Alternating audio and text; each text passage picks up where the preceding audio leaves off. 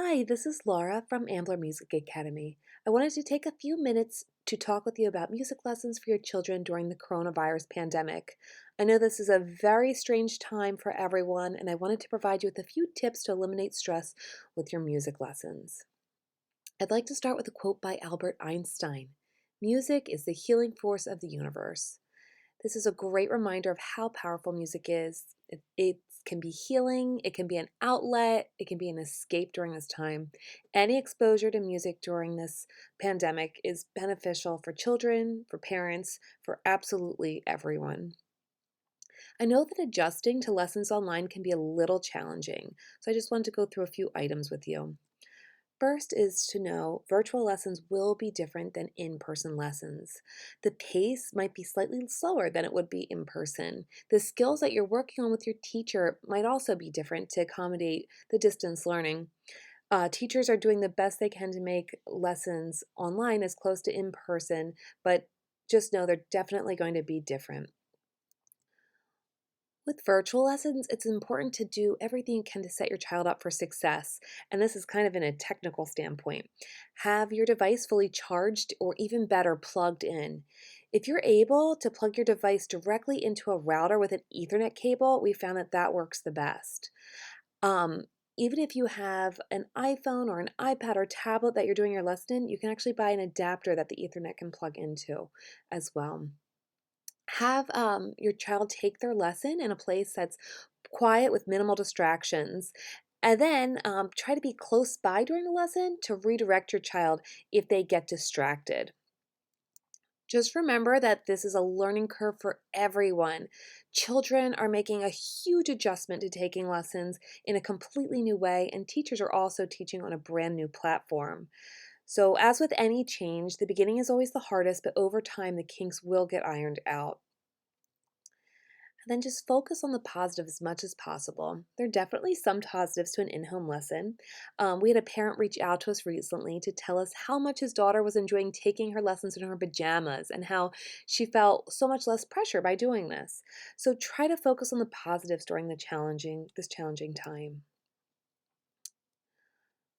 We know that work schedules, school schedules, and home schedules have all been turned upside down. So do your best to keep practice as routine as possible. It can be a source of normalcy for children and something that has stayed steady over the past weeks and then also the upcoming ones. That being said, remind yourself that every day is going to be different. With all the unknowns right now, it's okay that some days your child is going to easily practice and other days they're going to be very resistant. Remember again that any exposure to music during this time is better than none from a learning standpoint and also for nurturing a child during this challenging time. Life is super stressful for everyone right now. Music lessons and playing or singing at home should be a positive part of your day. Here are some tips that I came up with to help make practicing a little bit more fun. First idea is to have your child FaceTime a grandparent or a friend, an aunt, an uncle, or a cousin, and share what they've been working on. Even if they only play for a few minutes on a FaceTime call, they're most likely going to practice a few times on their own to prepare, and then the positive reinforcement that they're going to get from their loved one will be great motivation going forward. You can have your child put on a play concert, have them dress up and play or sing for your family or their stuffed animals. You can get everyone all lined up as if they were at a real recital.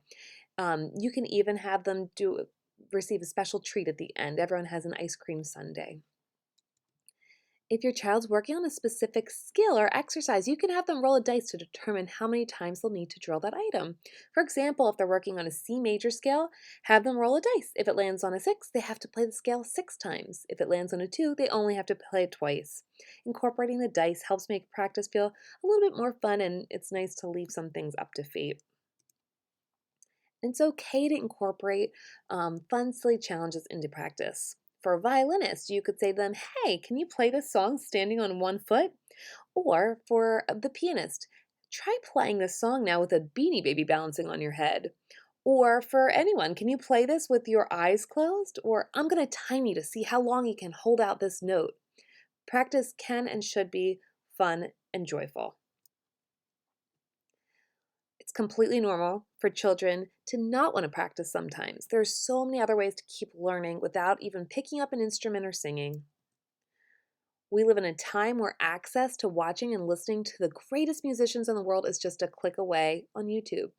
Watch performances with your child.